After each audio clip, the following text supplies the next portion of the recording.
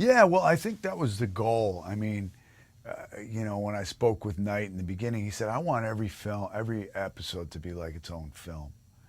So he set the tone as it being very cinematic and very director driven, which is not usually the case in television.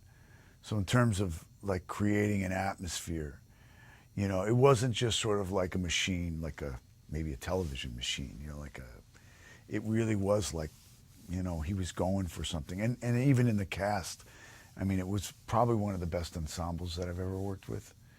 And television's tricky because there's a lot of writing that needs to get done. You can talk to anybody in our business, and one of the toughest things is just finding good material, good scripts and stuff. And here we had this long show which had reveals that we knew were going to come at certain points during the show, and but you don't always know. We're not really sure exactly how it's going to get there.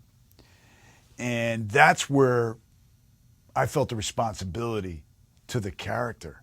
That's my job, is to make sure that he is being truthful to his own logic. I'm not talking about general logic. I'm talking about human nature, his own nature as a character.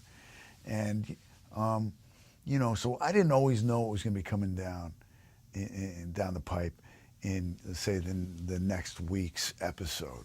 But I did know I was going to be working with some fine actors, and that was one of the best parts of doing the show, is I was working with, Melissa Leo. She's a great actor, I mean, I knew that we'd be working with each other, and it's going to be good just to be working with her. Or Terrence Howard, or Toby Jones, Carla Gugino, really good, fine actors.